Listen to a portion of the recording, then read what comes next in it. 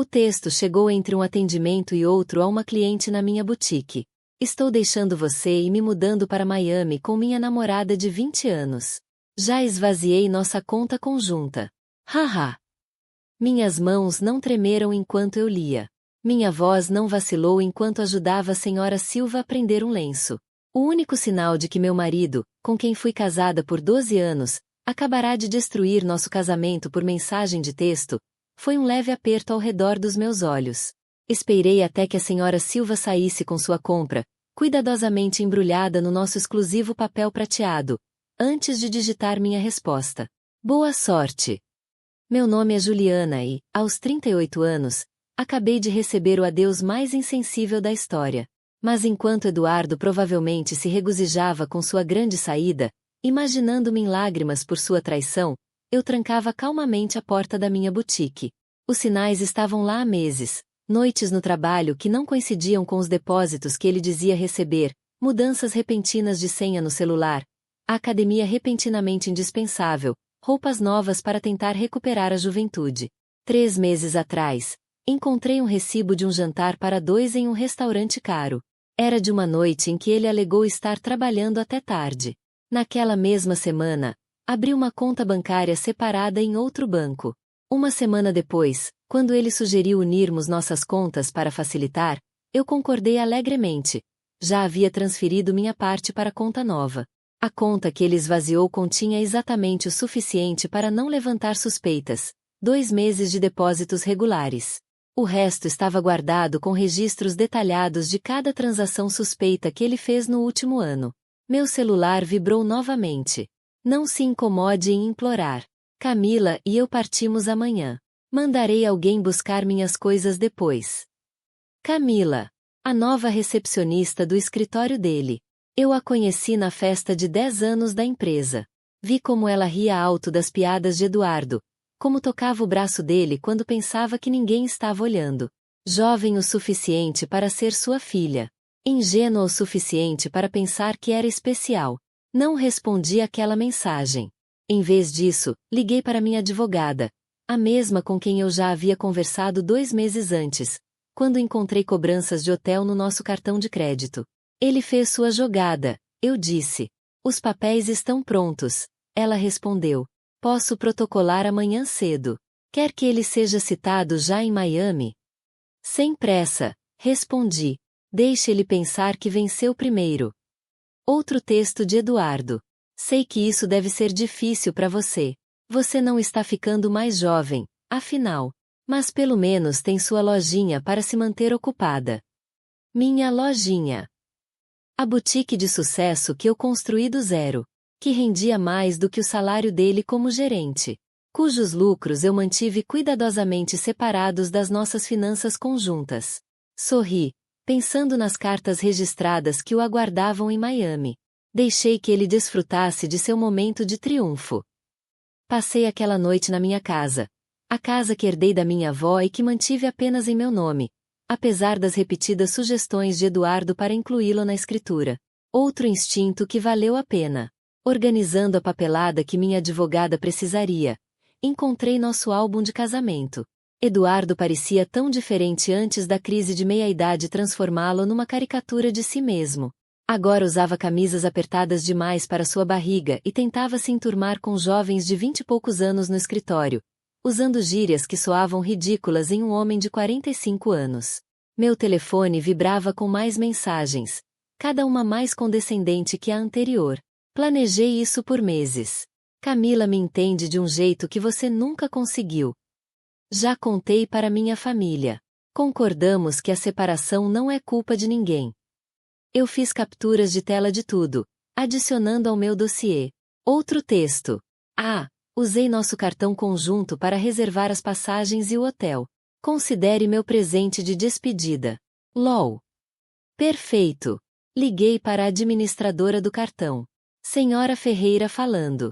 Preciso denunciar uma cobrança fraudulenta e cancelar um cartão imediatamente. Claro, senhora. Pode identificar a cobrança? 2 passagens de primeira classe para Miami, Hotel Royal Palm. Preciso também remover meu marido como usuário autorizado. Tenho as mensagens comprovando o uso indevido. A atendente manteve o tom profissional, mas não conseguiu esconder o prazer ao cancelar as cobranças. Na manhã seguinte, Eduardo e Camila encontraram suas passagens inválidas e reserva de hotel cancelada. Meu telefone tocou de novo. Não se preocupe com a casa. Vou deixá-la com você até encontrar algo menor. Eu ri alto. Ele realmente achava que tinha algum direito sobre a casa da minha avó. Outro zumbido. Sei que a loja significa muito para você. Podemos negociar um valor justo pela minha metade. Minha metade? O negócio que eu construí sozinha, financiei sozinha, administrei enquanto ele zombava das minhas longas horas e chamava tudo de meu hobby. Abri um bom vinho que guardava para uma ocasião especial. Aquela noite qualificava. Na manhã de sexta-feira, enquanto eu descompactava uma nova remessa de bolsas de grife, os textos de Eduardo ficaram mais irritados. O que você fez com o nosso cartão? A companhia aérea cancelou as passagens. O hotel também. Me responde. Silenciei o celular e fui trabalhar. Sexta-feira era nosso dia mais movimentado. Perto do meio-dia, a mãe de Eduardo ligou. Juliana, querida. Eduardo nos contou tudo. Disse que você tem sido controladora e está dificultando a vida dele com essa viagem. Coloquei no viva voz enquanto arrumava a vitrine. Ele mencionou que esvaziou nossa conta conjunta e usou nosso cartão de crédito para comprar passagens para ele e a namorada. Silêncio. Bem, ele disse que você o deixou sem escolha. Que você foi fria e distante. Denise, tem os textos aqui. Quer que eu leia aquele em que ele se gaba de pegar meu dinheiro? Ou aquele em que debocha da minha idade? Mais silêncio. Ele foi um pouco cruel. Eu disse a ele que o texto foi inapropriado. Agradeço sua ligação, Denise. Sempre gostei de você. Mas acho melhor encerrarmos essa conversa aqui. Meu advogado recomendou contato mínimo com a família de Eduardo até o fim do processo. Adeus. Nos dias seguintes, boatos se espalharam pela cidade. Eduardo e Camila estavam hospedados em um motel barato perto do aeroporto. Seus cartões estavam estourados. A advogada me ligou. A audiência de emergência será segunda-feira. Com as provas, estamos em posição forte para congelar os bens restantes. Ele será notificado ainda hoje. Soube que Camila vinha postando detalhes da aventura nas redes sociais, incluindo comentários depreciativos sobre mim. Adicionei tudo ao arquivo. Outro texto de Eduardo. Você acha que é esperta, mas eu tenho cópias de todos os registros financeiros da boutique. Metade é minha. Encaminhei ao meu advogado. Ele riu. Ele vai aprender do jeito mais difícil sobre bens separados. A audiência foi perfeita. Eduardo apareceu com seu novo visual jovem, jeans apertados demais, blazer que gritava crise de meia-idade. Camila ficou do lado de fora. Meu advogado apresentou as provas, os textos, os registros, os gastos ocultos. O juiz foi claro. O senhor admite ter esvaziado deliberadamente uma conta conjunta e usado o cartão de crédito para financiar uma viagem com sua amante. E agora quer direitos sobre bens comprovadamente separados? Não há base legal para isso. No final, fiquei com a casa, a boutique e meus ativos. Eduardo ficou com seus pertences pessoais e o carro, que valia menos do que a dívida dele. Você me destruiu, ele sibilou ao sairmos do tribunal. Vou ter que voltar para a casa dos meus pais. Não, Eduardo. Você se destruiu. Eu só me certifiquei de que não pudesse me destruir também. Sua mãe estava esperando lá fora, pronta para levá-lo para casa, sua nova casa. A ironia da situação não passou despercebida por ninguém. O homem que zombava da minha idade agora vivia em seu antigo quarto de infância, enquanto eu seguia administrando meu negócio de sucesso. Você planejou tudo isso, não foi? Ele acusou. Você sabia que isso ia acontecer. Não. Eu apenas prestei atenção. E, ao contrário de você, entendi o valor de manter bons registros. Sua mãe se colocou entre nós. Chega. Eduardo. Você já se envergonhou o suficiente. Enquanto eles se afastavam, ouvi ela começar a repreendê-lo. Honestamente, o que você estava pensando? Esvaziar uma conta bancária de 20 anos? Enviar aquelas mensagens horríveis? Vi os dois desaparecendo no estacionamento, sentindo nada além de alívio. Eduardo achou que estava encerrando nossa história com aquele texto cruel. Em vez disso, ele apenas colocou meus planos cuidadosamente elaborados em movimento. Meu telefone não zumbiu com mensagens dele desta vez, mas sim com notificações de novos pedidos na minha boutique. A vida estava seguindo, não na direção que ele imaginava. 6 meses após o divórcio ser finalizado, minha boutique havia expandido para uma segunda localização. A ironia não me escapava. Enquanto Eduardo lutava para reconstruir sua vida, a pequena loja que ele havia menosprezado estava prosperando. Contratei 3 novos funcionários e lancei uma loja online que estava ganhando força. Notícias sobre a situação de Eduardo voltavam a mim por meio de conhecidos em comum. Ele tentou aplicativos de namoro, mas descobriu que mulheres da sua idade não se interessavam por um homem de meia idade que vivia com os pais. As mais jovens, que ouviram sua história através de fofocas de escritório, o evitavam.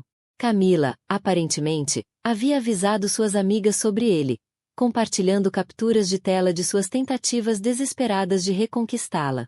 Após ela sair, sua carreira também começou a desmoronar. O RH da empresa iniciou uma investigação sobre seu relacionamento com uma subordinada, o que resultou em uma repreensão. A promoção que ele tanto esperava foi dada a outra pessoa, alguém sem um histórico de envolvimentos inapropriados com colegas.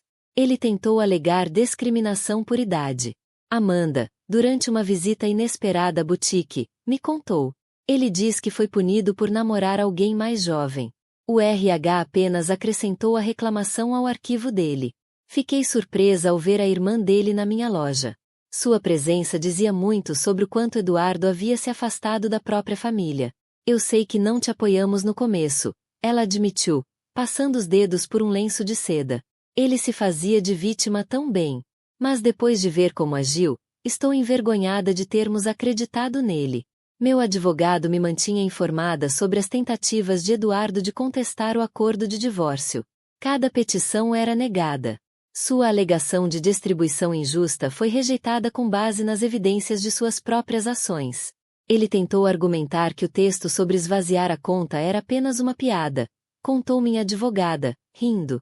O juiz perguntou se haha tornava o roubo menos ilegal.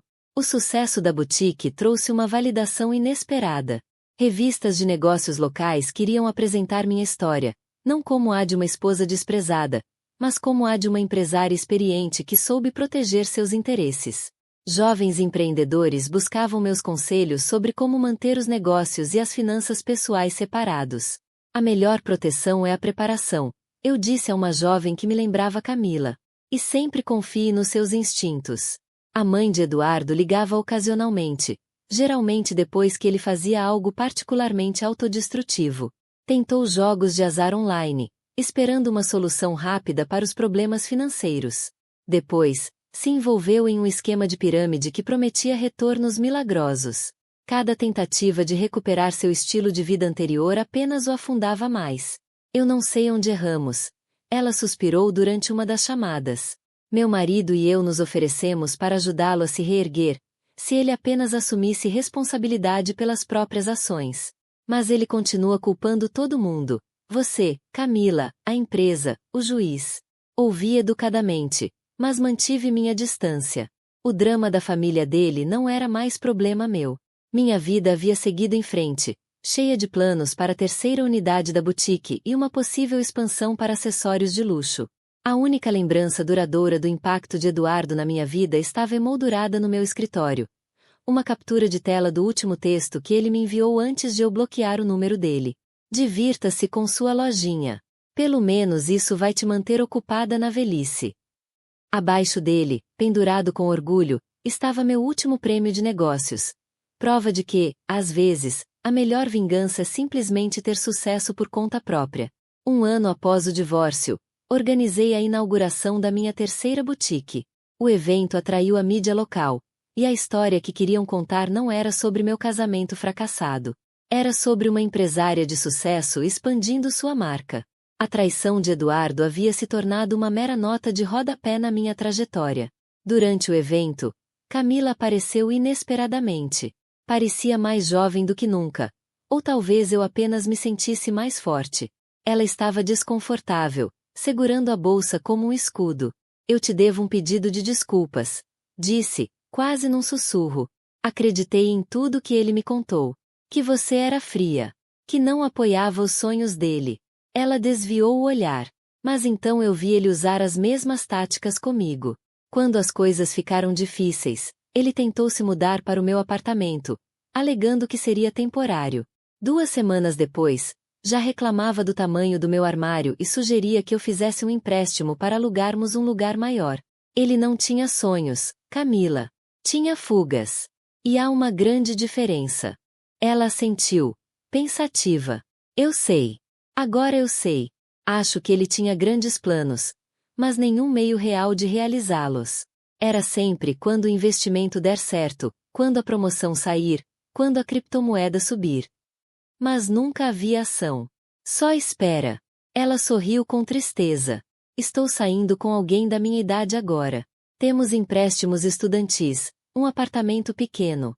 Mas estamos construindo algo real. Depois que ela saiu, minha gerente assistente se aproximou, curiosa. Era a ex dele? Não, respondi. Só mais uma mulher que aprendeu a mesma lição que eu.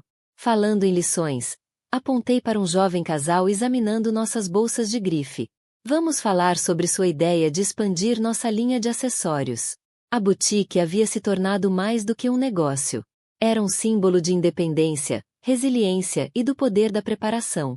Jovens empreendedores buscavam meus conselhos, e eu sempre enfatizava: proteja seus ativos. A mãe de Eduardo me ligou pela última vez, e, pela primeira vez, não foi para discutir sobre ele. Foi para me agradecer. Você ensinou algo importante à nossa família, disse, com a voz embargada.